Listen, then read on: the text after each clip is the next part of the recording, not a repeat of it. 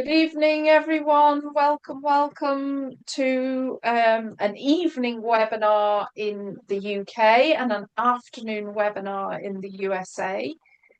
Please tell us in the chat where you are joining us from tonight, because I know we have lots of people all over the world who love to come to these informative webinars. We've got special treats for you tonight. From the cheesemakers of Wisconsin. So we're very excited about that. So while everybody's just, here we go, we're off already. We've got people from Madison. Is that you, Molly? No, I swear it's not. Hello from Norway. Brilliant. We're off. We're rolling. San Diego, Madison, New York City. Fantastic. So people join from all over the world. I'll just give you a quick update. Academy of Cheese, the next exciting event after this webinar. We have our Affaner of the Year competition on the 16th of June in London. We have the lovely Molly Brown, who's with us tonight, is joining us at Affaner of the Year as a judge this year. So we're very excited about that. There are still tickets available for if you want to come to the finals, and we do have a people's choice, so you get to judge all the cheeses yourself as well. Okay, so we've got Cambridge, yes, we've got some UK people, Canada. Amazing. Okay, someone's saying there's a very bad echo. Please shout up if anybody else is struggling with that. Okay, so without further ado, as that's the tradition, I'm going to introduce our panelists, and they're going to tell you a little bit about each other. So first of all, should we do Molly Molly Brown? Hi, Molly. Hello. Molly is chief educator of the whole of the USA. Absolutely. Education director of Wisconsin, Dairy Farmers of Wisconsin. Get it right, Tracy. Tell us a little bit about yourself, Molly. Well, you're right that I wear a lot of hats around here. So my official title is Education Director for the Dairy Farmers of Wisconsin, which means I have the absolute privilege of being able to teach the world all about Wisconsin cheese. And I'm notoriously known to, it looks like quite a few of you in the audience tonight, as the Dean of Mongers at Cheese State University.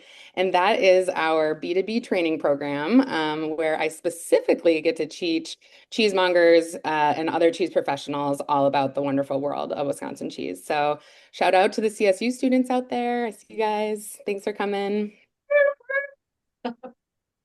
Fantastic. Thank you, Molly. And really looking forward to seeing you in person in London on June the 16th. I am Okay, also looking so forward. yeah, amazing. And then we have Pam Hodgson. Wow, Master Cheesemaker. I saw on my Facebook our mutual friends Meredith Fitz, who works for the Fine Cheese Company in the USA, saying what a legend to have here on our webinar. So welcome, Pam. Tell us a little bit about yourself in a brief summary, because I know we're going to talk more about that later. Oh, thank you. And thank you for pronouncing my last name correctly. In the States, there's some issues with that. So thank you. I've been a licensed cheesemaker since 1996. I started working in a cheese plant in 1991. Since 2013, I've been a certified master, and I'm one of 4 master cheesemakers at Sartori. Fantastic, amazing. Very experienced cheesemaker. Lovely to have you with us, Pam. And then we have Sam Allison, director and of global sales and marketing. So that's a big title, Sam, for some delicious cheeses. Yeah, hey, good afternoon, good evening, everybody. Really happy to be with you all. I've been with Sartori for nearly 14 years now, and have had the very good fortune of growing up with our export business. And so joined the business, and we were just starting to explore export as a new opportunity for Sartori, and have had a lot of fun. Learning how to export cheese and sharing our wonderful product with folks all over the world. And so really excited to be here with you today. Thank you. Brilliant. Thank you, Sam. And Janet, last but not least. Thank you, Tracy. Yes, I'm Jeanette Diaz. I'm in the global sales and marketing role, supporting all our different markets around the world with different marketing initiatives. I've been with Sartori for 6 months now and really learning from the best, such as Pam and Sam and most recently Molly as well. So very excited to be here and to talk about cheese.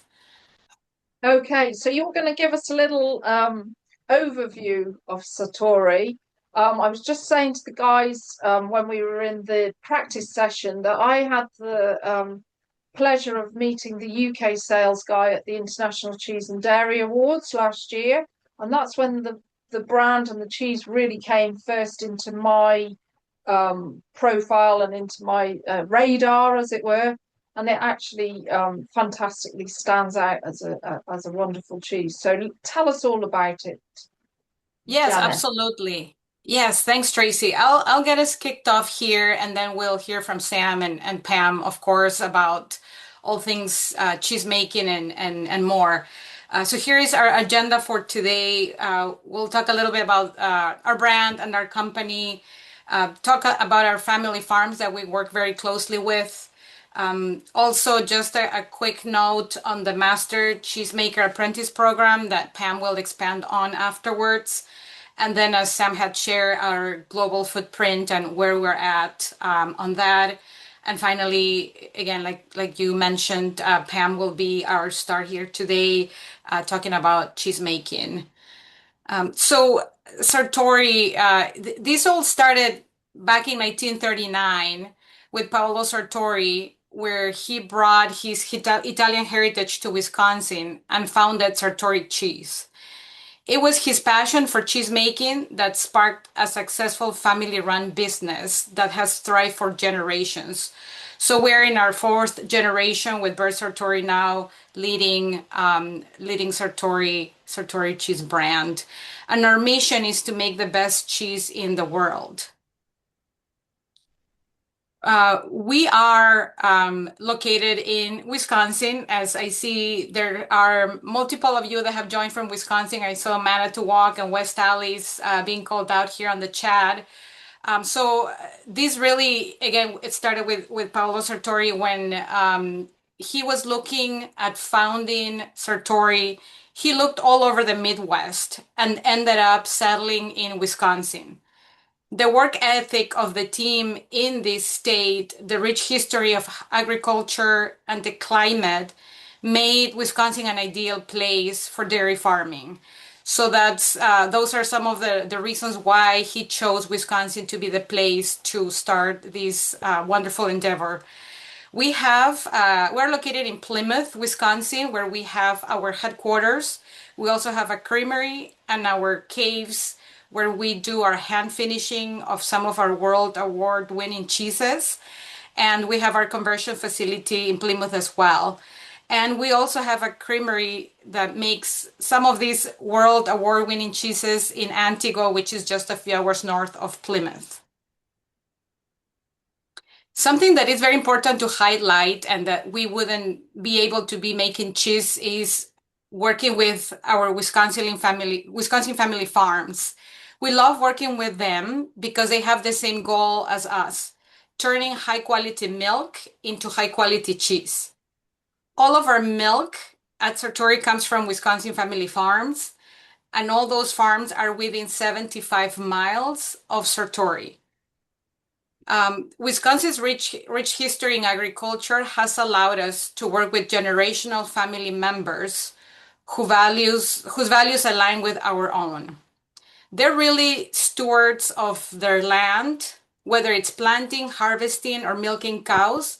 They treat their farms and their animals with the utmost love and care. Here is a beautiful photo of one of those farms. This is a local farm owned, family owned here in Wisconsin, and these families and that've been on this business for generations. They really put their heart and soul into caring for their land and their animals, and that is really part of what our core is at Sartori as well. Just being a big family, making something that we love, and making again the best cheese in the world, which is what we aim to do every day. Um, and obviously, we couldn't do any of this without our cheesemakers and even more master cheesemakers. So, with the legacy, the wonderful land, and the quality milk, we need these talented cheesemakers and master cheesemakers to be able to come up with these lovely and wonderful new cheeses, which to me it's a mind-blowing thing to do, to come up with something new that nobody else has done, and it's award winning at the same time. And this just not happens overnight. These cheesemakers and master cheesemakers do this for many years to be able to at some point be able to create their own cheeses. We have at Sartori we have over 40 licensed cheesemakers, including four of our nation's 60, four of the master cheesemakers, and in the US we have 60 of them. And of course one of them is Pam that you saw initially, and she will be talking a little bit more about all of this wonderful passion in a little bit. Here is a picture of our creamery in Plymouth, Wisconsin, and this is where the magic happens. And this is where, again, we have our cheesemakers and all of our team members creating this beautiful and wonderful tasting cheese. And now Sam is going to take us through our global footprint. Thanks, Jeanette, and thank you everybody for spending some time with us today. Really appreciate the opportunity.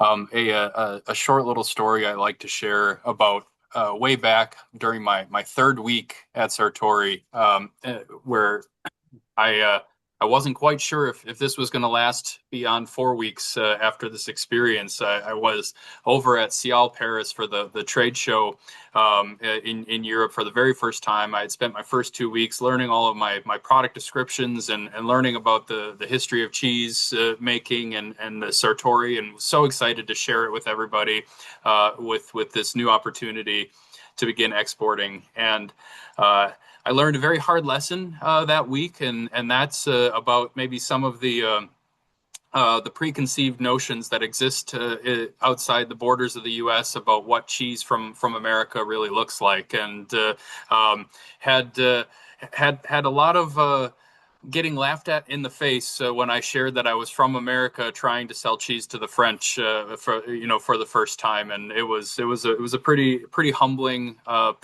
time. But what's been really exciting is that over the last decade and a half, due to the amazing products that Pam and our cheesemakers provide for us in the sales world, we've really been able to change a lot of minds. And today we're shipping 1 to 2 full containers a month over to Europe. We exported over 2,500 tons around the world last year.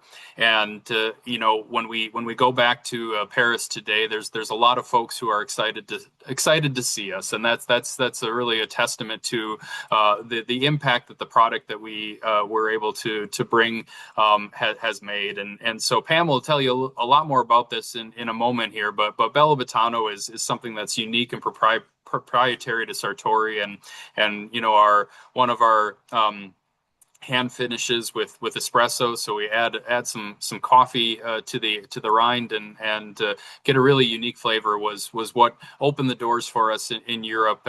And today Germany's our second largest export market. We've been building out distribution across the rest of the continent and have been very fortunate in the last 2 years or so to begin exporting to the UK as well. And so we're very excited to be there. And now we know that there's a market out there, and there's a lot more fun to be had with sharing our products. So Jenna, if you want to scoot ahead to the next slide. Here you can just see, some of the major retailers that our products can be found in. I noticed we had guests joining us from Canada, so you can see up in all of the major retailers like Loblaws and Metro and Longo's, for example.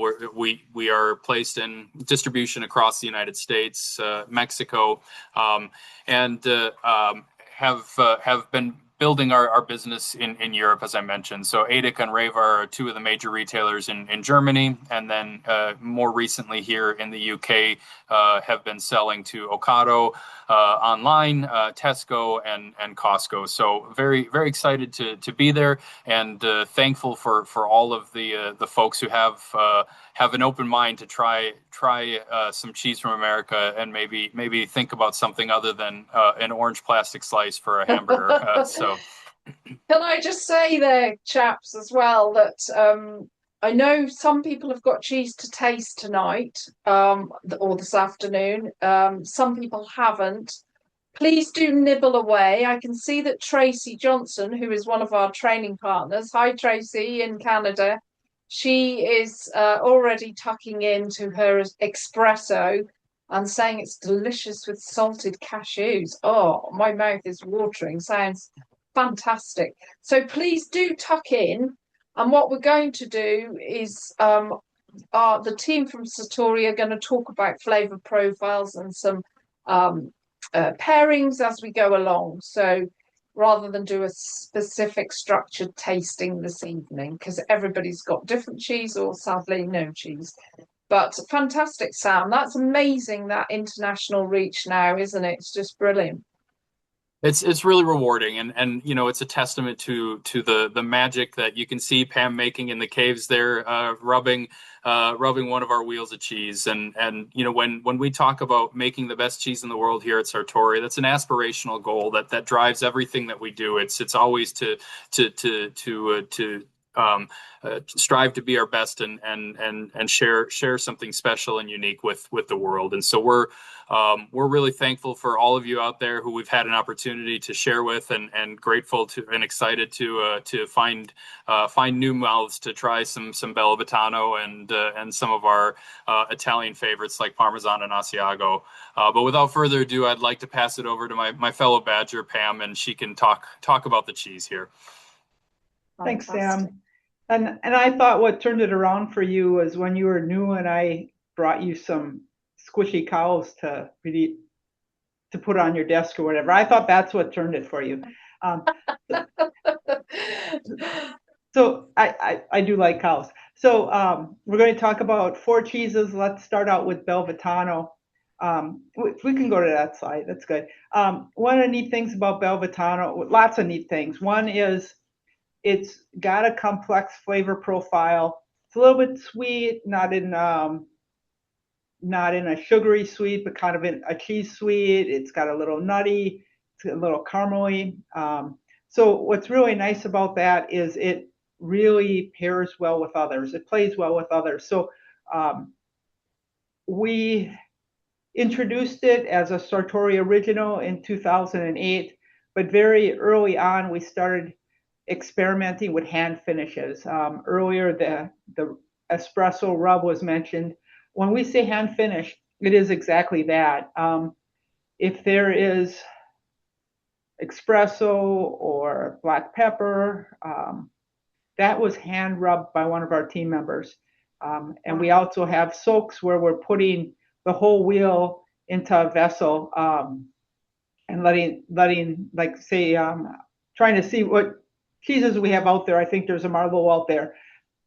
The wheel of cheese is soaking in a tub of Marlowe wine. So labor of love. It's been a lot of fun, a lot of experimentation, but it's really been a pleasure. What are the So we, sort of timescales for that, Pam? How long will you let it soak in yeah, the, yeah, once you've hand rubbed and it's got right. the coffee or the how or the soaking, how long, what are the timescales on that? Yeah. So the BellaVitano, we initially aged about a year, maybe not quite, so that its flavors have developed. And then we will hand rub it. We'll if it's a hand rub, we'll let it air dry a bit, and then we'll package it into quarter wheels. If it's a soak, it might soak as long as a week. It might soak a little bit less. We're letting the cheese tell us. As people know, every batch of wine is a little bit different as far as how many tannins might be there and whatnot. So we're looking for a specific color because we have found that is a flavor that's not too strong. We never want to overpower the cheese, but we certainly, if someone bites into espresso BellaVitano or Merlot BellaVitano, you should know what we put on it or what we soaked it in, right? So we want to have that balance. Yeah. And I really want to emphasize, we're cheesemakers first. We're not going to hand rub something just because it's trendy. I mean, we might, but if we don't feel that 1 + 1 = 3, we won't go forward with it to market. Absolutely. Because we want the two to complement each other. And BellaVitano has just been fantastic. And I think it's because it's so complex. There's a lot of different flavors going on. If we have coffee, it might bring out the dairy notes, the creaminess. Something else, it might complement the nuttiness. So it's really been a fun cheese. And I really have to give credit to the entire Sartori team because it's original to our cheese plant. I think that was the thing that surprised me when I tried it at International Cheese and Dairy Awards, to be quite honest with you, was the balance that you've created. There is this balance. It's not a flavored cheese, but it just the rub or the soak, the juice, the wine, it just really complements the cheese. It's amazing. It's, a real skill and, one of, I suppose, you'd call affinage, because as a cheesemaker, it's like you say, it's not part of the cheese making process, but it's part of the cheese maturing process. But yeah, really good. Good. Yeah, send some positive vibes, everybody. On Monday, I'm shipping our entries for this year's contest to the consolidator. So Okay. we want all good vibes here now. Well done. Yes, well done. Excellent. And you can definitely eat the rinds. That's super duper flavors on the rinds. Someone's asking in the chat. Yes, we work really, really hard. I have been at Meet the Cheesemaker events where the cheeses come out from the back of the house and the rind is gone and like try to make me cry or what, so. Oh, no, I thought you meant they'd ate just the rinds, but no, Well, they've cut them off. They've cut them off. Yeah. Oh, okay. That's not good. And That's look, not good. you've got some taste notes there for us as well. Yes. So I think we've kind of covered that. A lot of complexity. Caramel, sweet as in caramel. There's some savory. It's fairly hard, but still creamy, and certainly you'll get some sweet dairy notes, some milkiness. So if we're good, we can go to the next one. So we're really proud of our Parmesans. Our founding family has roots in Italy, so of course hard Italian is very important to us. We want our Parmesans to be very balanced. So from our Parmesan, you're going to get some fruity notes. You're going to get nutty. You're going to get a lot of savory, a little bit of salty too. I mean, it's Parmesan. So, but really well balanced, and it's a cheese that has a lot of versatility. We sell a lot of it in wedges, but we also will sell it in deli bags where it's ready to go to elevate any dish you might be putting together, or salad. It will elevate a salad as well. What is the different age profiles available, Pam? Yes. So our classic Parmesan, we age for a minimum of 10 months. And we also make a double-aged Parmesan. It's our Sarvecchio, and that we age for a minimum of 20 months.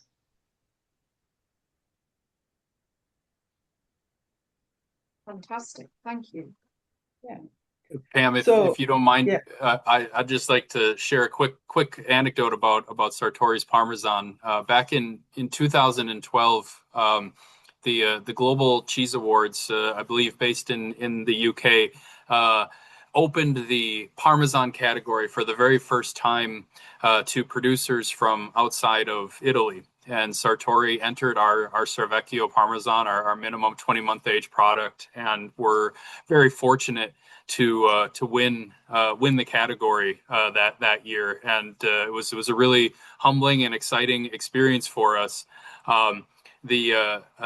The good friends of ours in Italy were not so excited by this development, and they actually sued the competition because they weren't thrilled with the results. And the Global Cheese Awards, they didn't have the intricate infrastructure to fight a legal battle, and so they just simply said, okay, you know what, we'll take the award down from the website and we'll remove the category. And so I still have the award sitting next to my desk in the office, and the category's never been back since. But the one time we were allowed to go head to head, we were fortunate to win, and so it was a really motivating moment in terms of our export story.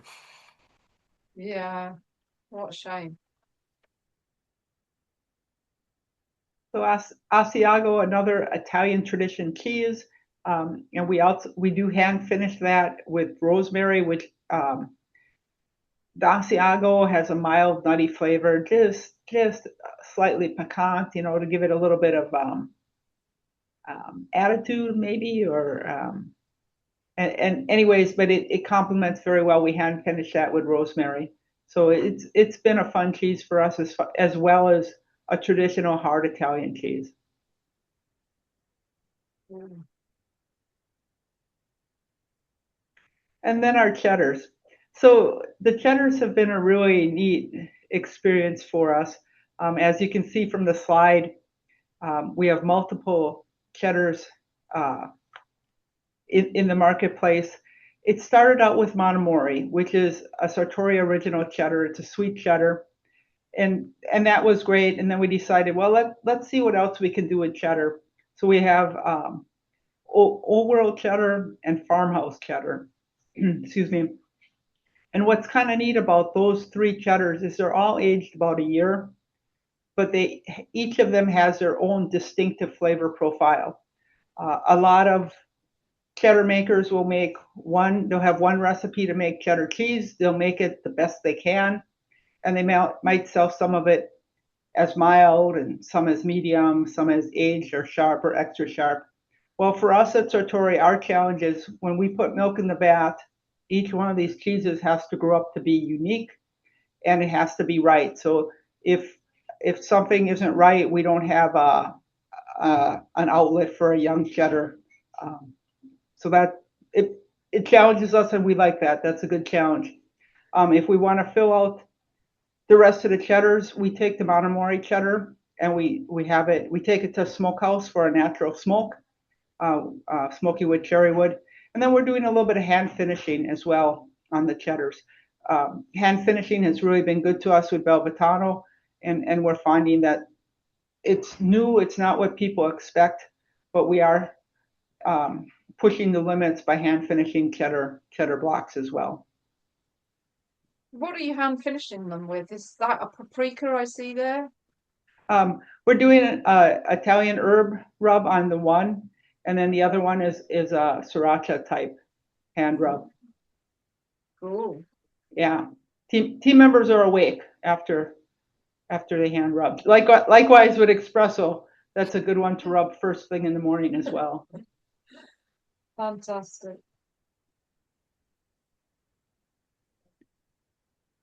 Okay, well, I think we've been answering a lot of the questions as we've been going, but I know that Molly, you have some questions for Pam, and I've asked her a few as we've gone along, but I've got a few more. Please do put any questions in the chat if you have any, and we'll pick those up as we go. So, Molly, what were your questions for Pam? Well, I know that our intention today was to create sort of a meet the maker type of session, and so I have some kind of more personal questions for you, Pam, about your journey and your career. And you are really the star of the show, so we want to learn more about you. And to kick us off, could you tell us just a little bit more about how you got started in cheesemaking? How did your upbringing like shape your approach to cheese making? I mean, I know this story, but I think these guys would really like to hear it. We would, Yes. we'd love to. Yes. So I grew up on my family's dairy farm. My career goal was to be a dairy farmer like my parents. Early on, my husband and I were young farmers, and we needed a little bit more money coming in to help fuel that dream. And there was a cheese plant not too far from where we lived that was looking for a quality assurance supervisor. Good, honest work. Didn't think much of it beyond that. Applied, was hired on that job, and then once I was in the cheese plant, I just fell in love with it. I didn't know that I wanted to be a cheesemaker, but it was a good fit. And the plant manager who hired me was really an astute guy. I think he saw something in me that I didn't know that I actually possessed. So started in quality, got a promotion, got another promotion, and eventually I became the head cheesemaker at that plant, which was all great until they went through a big upheaval and they did major downsizing. And I was part of that. So here I was trying to decide what I wanted to do when I grew up. And Sartori had heard that I was available. So they called, can you come in? Let's chat. So at that interview, Sartori talked about what they were about and what they aspired to be. I talked about what my strengths were and also where I thought my growth potential was as well, or learning curve was based on that. Anyways, based on that conversation, Sartori created a position. There wasn't actually an opening, but Sartori had wanted to grow. They wanted a little bit more technical muscle, and they created a position, and that was 21 and a half years ago, and it's really been a lot of fun, and it's really been a good ride.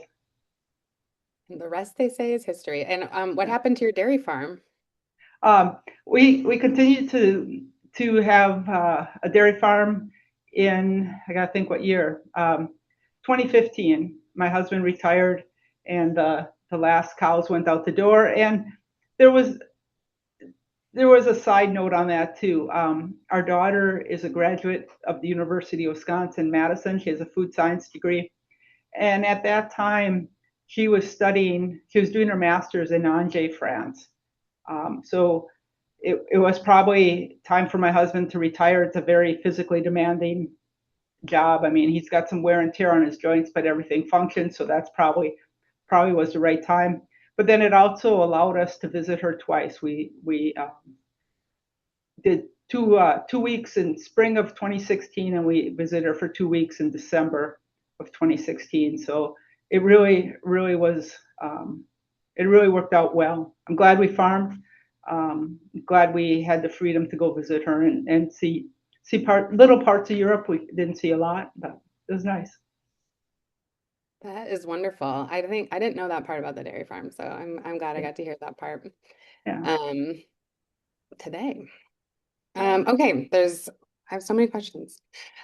So you talked a little bit about your early career and your journey into cheese making, and we heard earlier in the webinar that you are a Wisconsin Master Cheesemaker.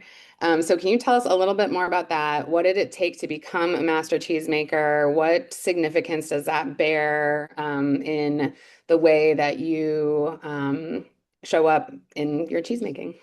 Yeah. So the Wisconsin Master Cheesemaker program, fantastic program in a lot of ways. The In Wisconsin, we require our cheesemakers to be licensed. That isn't the case in other places in the states, but in Wisconsin, we take dairy very seriously. We do call ourselves America's Dairyland. So it typically takes 2 years to get a cheesemaker's license. There's an apprenticeship involved.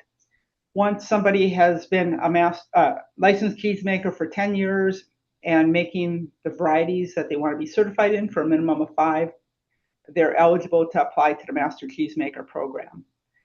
That application, it's a written application. People come to the plant, they do a walkthrough, and then there's a very extensive oral interview before it's over with.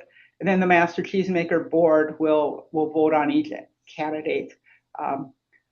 Couple things can happen. People can go through the application period and hear back like, thank you for your interest. Please work in these areas and you're welcome to apply again.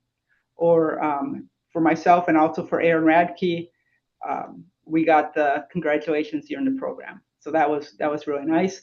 And that starts another apprenticeship. During this time, the cheeses that are to be certified, they get evaluated every year by a panel of experts. There's coursework that needs to be completed. And then at the very end, there's an exam, and it's a take-home exam. So they give you 4 weeks. It should be no problem until you see the exam, and then you find out why they gave you 4 weeks. It's extensive. It covers milk quality, cheese making, food safety, covers the width and breadth. And it should, right? Because if somebody is going to be a certified master, they should be able to demonstrate mastery. So I think mine, when it was all said and done, it was 28 pages, single space type. So it was a good experience. It's interesting because it was interesting you saying about licensed cheesemakers, because we don't really use that word in the UK. So I was going to ask you what license means, but I think you've answered that. So it's something you apply to the state, is it, that you're in? Or? For the state of Wisconsin, regulatory says cheese shall be made under the supervision of a licensed cheesemaker. To do that, you need to, when I did it, you had to apprentice for at least 2 years under another licensed cheesemaker and then pass an exam.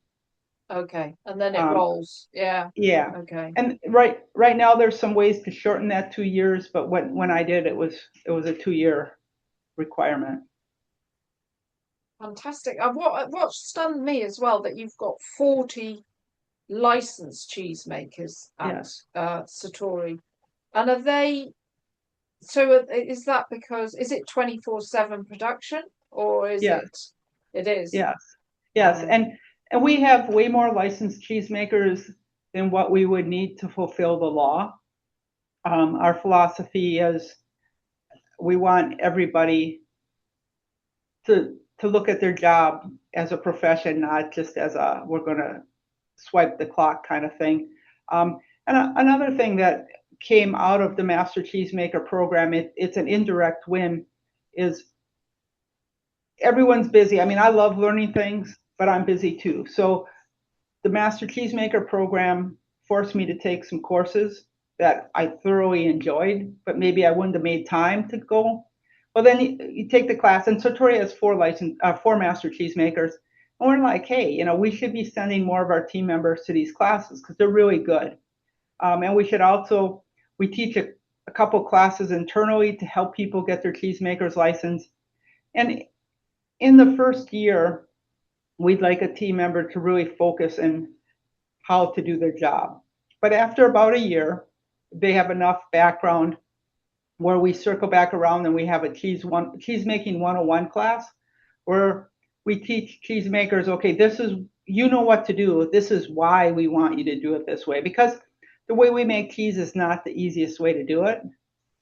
No. But once people know why we do it the way we do, well, then we have their hearts and they understand. Yeah, it's more work, but it matters. The team wants to make a quality product. We're going to make the extra effort to do it the right way. What an amazing work ethic, though, isn't it? I mean, that's just fantastic, and you can see why it's successful. Brilliant. Yeah. We've got, am I allowed to ask a couple of questions out the chat, Molly? Yes, absolutely. Please do. Question for Pam. What cheese was the trickiest to develop? Montemori. Montemori is kind of a first love for me. It's a tricky cheese to make. For the folks who've had it, super lot of flavor there, which means we're pushing flavor systems, which makes it really hard. It's like driving a car really fast. So I love them all, and I guess some of it, what's your favorite cheese? Well, it depends on the day, kind of thing. But I've just loved the technical challenge of making Montemori. Fantastic. Well, it sounds like you make it happen, so that's the best thing, isn't it? Molly, do you want to carry on with your questions? Yes, I love this next question because it really speaks to the fact that we're in lots of different parts of the world right now, and especially probably really straddling the pond, as they call it. So the UK has a very rich heritage of cheese and cheesemaking. Pam, what do you think cheesemakers around the world share regardless of geography? Yeah, totally. So I think there's different layers to this, and before I get too deep into it, I want to make the point that there are very, very good accomplished cheesemakers around the world. As a Wisconsin cheesemaker, I feel incredibly supported because in Wisconsin we have such a huge dairy heritage. We are America's dairyland. So just great support from industry, from university. Our dairy farm families have great support with people who help them conserve the soil and practice good animal husbandry. So it's just a fantastic place to be a cheesemaker, and it would be my wish that every cheesemaker around the world has that same support system, because we're very, very fortunate in Wisconsin. I think there's many things that bring us together. We're all struggling with the same technical challenges, but when you really look big picture, I think what really inspires us, gets us motivated, is the fact that cheese is such a good and wholesome food. It's nutritional, it'll feed your body, but it also will feed your spirit as well. Good food leads to good conversations where people listen as well as speak. And oh my goodness, the world needs that, right? So good food can really bring us together and help us enjoy each other and help us see each other as people worthy of love and affirmation, not differing opinions, but as people. Hear to that, Pam. Very well said. I love that. We've got another question in the chat. I'm going 1-1 with you, Molly. Are Sartori cows pasture fed, and are they all raised on the same feed for the different types of cheeses? Which is a very good question, Helen. Thank you. Yeah. So our family farms in Wisconsin utilize a high percentage of feed that's grown on that farm. But unfortunately, our climate doesn't allow for year-round grazing or anything like that. Our low temperatures in winter will be around minus 20 Fahrenheit, and as a scientist, I should be able to just pop out what that is in Celsius. And I can't talk and do math at the same time, I guess. So what our family farms will do is they'll run land, generationally look at that land and store feed so that they can be feeding pretty much the same diet year round, but it'll be stored feed. And I mean, I have to be careful here because I live on the farm I grew up on, which has been in my family since 1888. But oh my goodness, what's that compared to somebody who's been farming the same land in Europe? So I'm both proud of that, and I'm incredibly humble about that as well. Cool.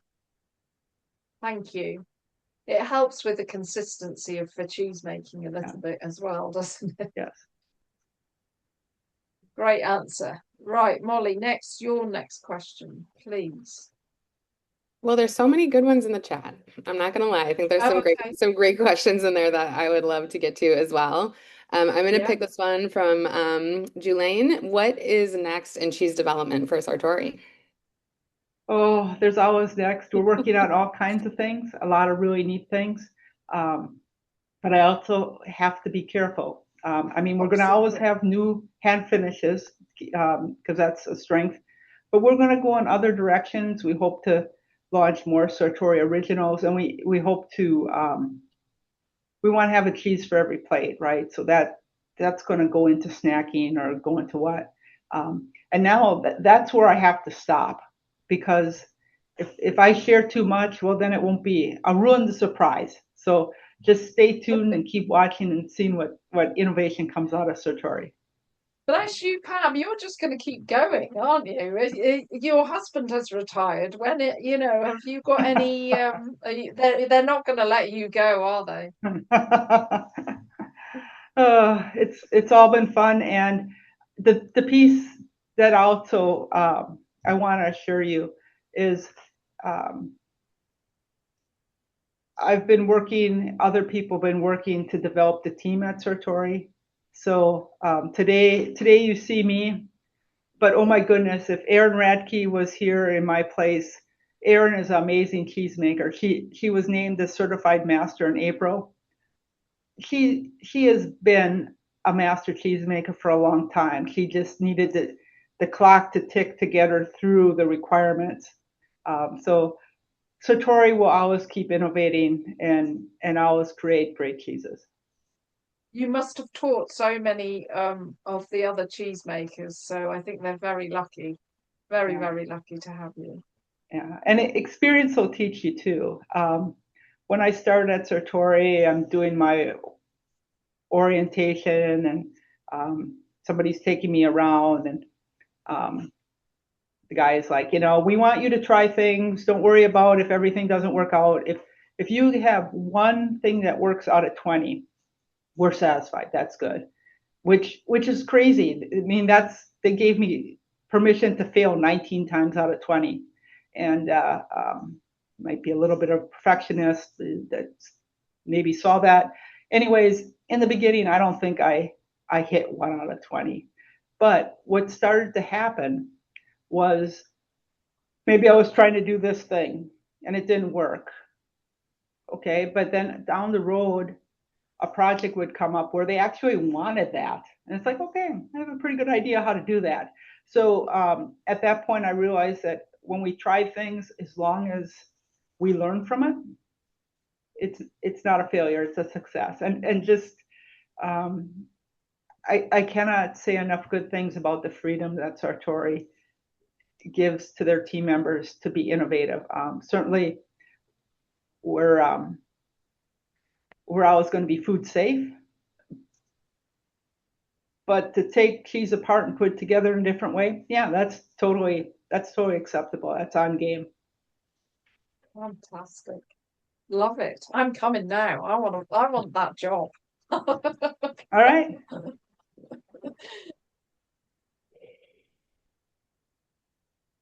I'm just looking through some of these other questions here. Here's a good one. How do you decide which flavors to use?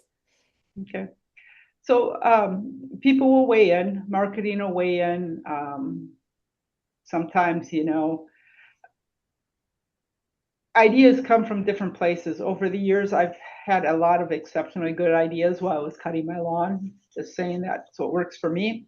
But different people on the team. And, today I have the privilege to be before you. Sartori is a lot bigger than one person. We have an entire dedicated team who's working hard to make quality cheeses and come up with good ideas every day. We've got a few questions, Pam, if I may, in the Q&A part as well of the section. So one is from Valerie. I saw on the packs of US cheeses that it is not guaranteed that milk did not contain hormones of growth. Is this so common in the country? What cheeses are free from that? some organic varieties? So that's kind of a bit of an American question, I think. Yeah. So the milk we're running in our creameries in Wisconsin are bovine growth hormone free. Our farmers certify. So not sure what. I mean, we might not Maybe declare it on just our covering. package, but coming in the door, we have certified milk. So Yeah, it's maybe a covering yourself.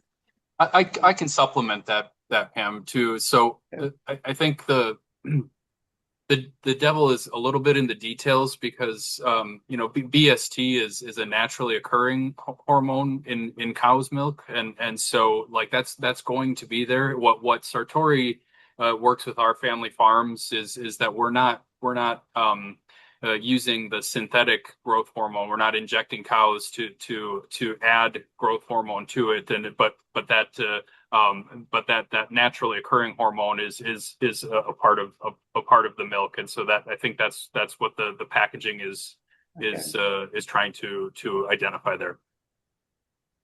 Okay, and then this one's a little bit. Thank you, Sam, for stepping in as well. I think this is a little bit more of this is a great question actually from Stephen. As a cheesemonger, I get many questions about the Merlot that is used. Could you share more about the wine, the process, anything else that makes this amazing cheese even more compelling without giving away all your top secrets? Yeah.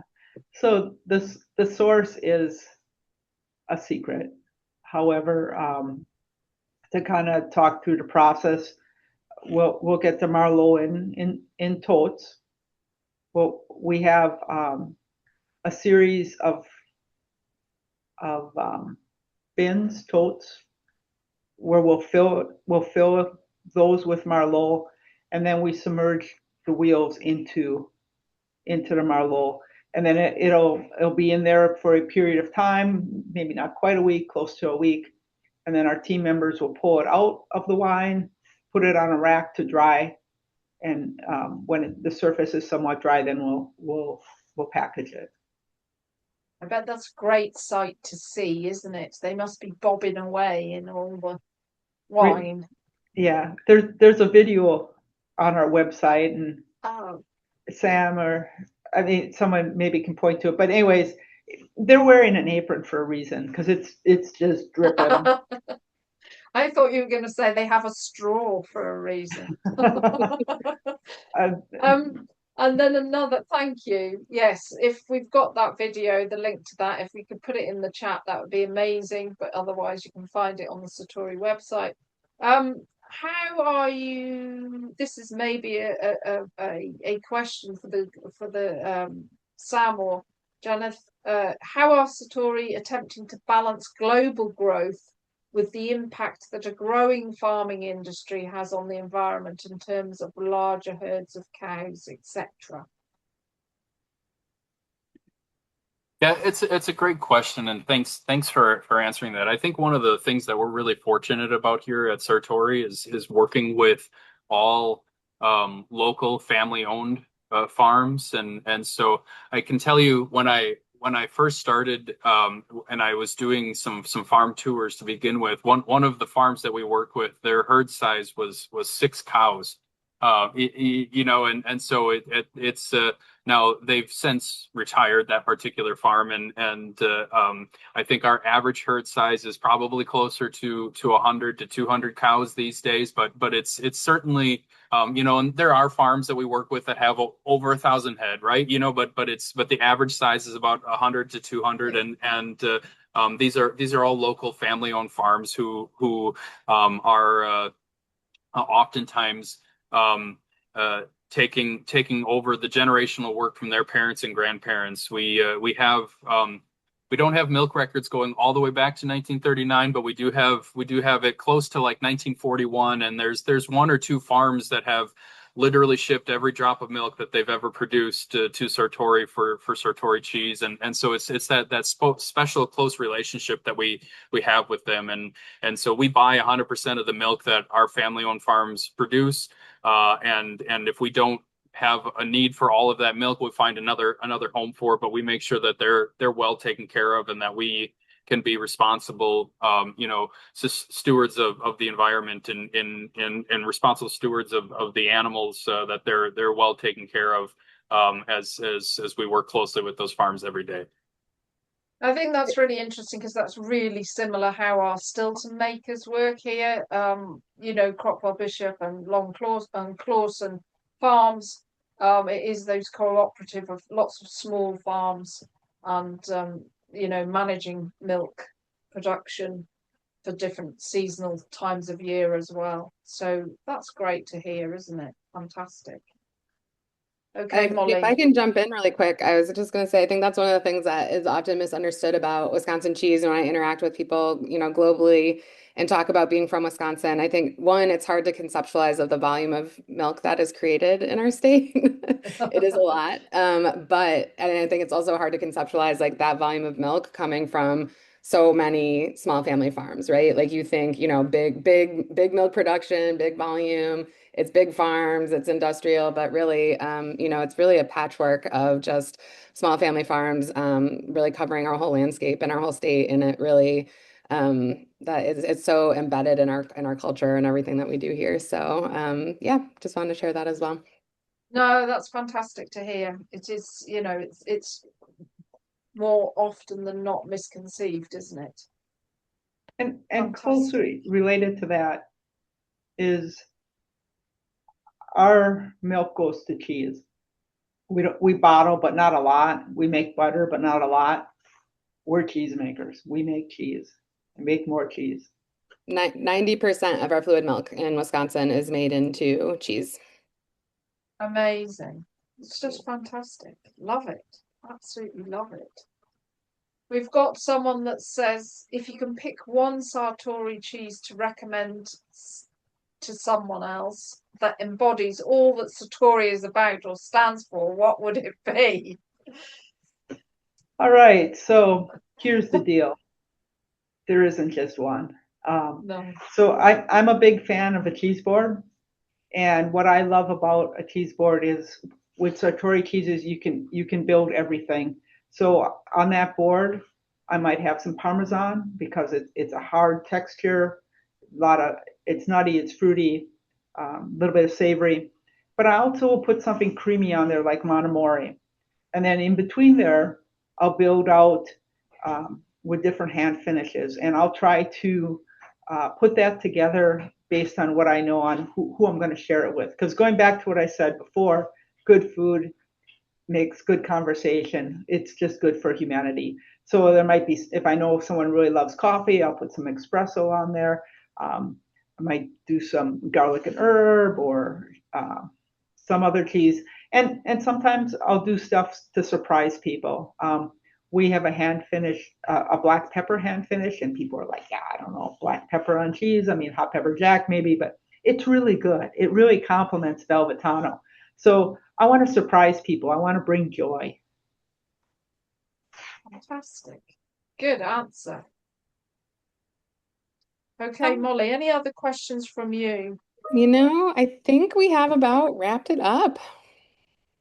I'd like to just mention quick for those that love to find what to pair these delicious cheeses with on our website.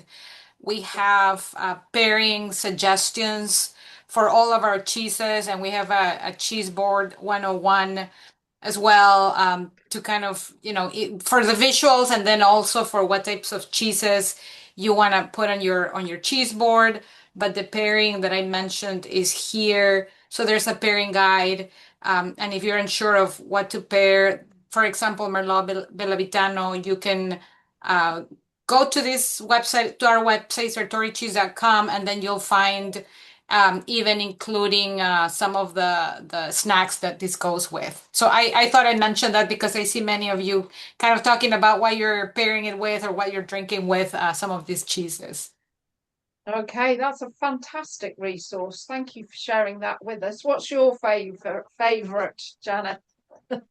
Mine, yeah, that's a hard one, but I have two. So the Montemori cheddar and the Merlot BellaVitano are my beloved ones that I always have in my refrigerator.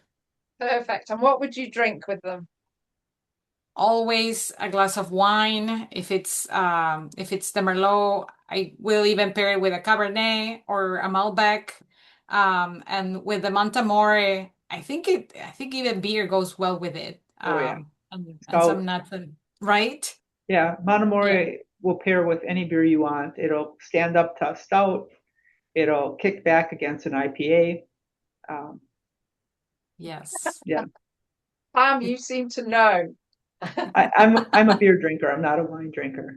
Yeah, fantastic, fantastic, brilliant. Okay, so I think, have we gone through all the questions? I think we are. We've got some amazing answers there. Wonderful to meet you, Pam. Hope to meet you in person one day. Next year, American Cheese Society Conference is in Wisconsin. I'm allowed to say that. That is officially announced, isn't it? So I don't know. maybe you will have a new cheese for that occasion, do you think? Maybe. Very, very good probability. Yeah, well, let's hope we will. We all need to be coming across for that. But just a massive thank you for all of you coming in this afternoon. You've all got to go back to your desks or your vats now, I presume. And I'm just going to go and have dinner and a glass of wine, hopefully. I'm going to let myself out of this broom closet that I'm hunkered Yeah. down in at the Center for Dairy Research today. This is where they put all their top people. I've been laughing at Molly because she's bless her on the hoof training your Cheese State University people, aren't you, this week? And Yep. could only find a cupboard, but she messaged me privately to say it's the lights keep going off because it's on a motion sensor. But you did really well. The lights stayed on. Were you flinging your legs around underneath the table? Yeah, I've had some interesting meetings in this room historically, so. I bet. Well, thank you, Tracy, for hosting us. This was awesome. And thanks everybody for coming. Yeah, thank you so much. And we will thank you for everybody joining us in the chat. And yes, hello, Nigel, and look forward to meeting everybody that is coming to AFNA of the year. Keep buying these beautiful cheeses. Good luck with the International Cheese and Dairy Awards, Pam. Send those special cheeses over. And have a good rest of the week, everybody. It's only Tuesday. Hooray! All right. Thank you, everyone. Thank you. Take care. Thank you. Bye now. Thank you. Bye-bye. Bye. Bye-bye.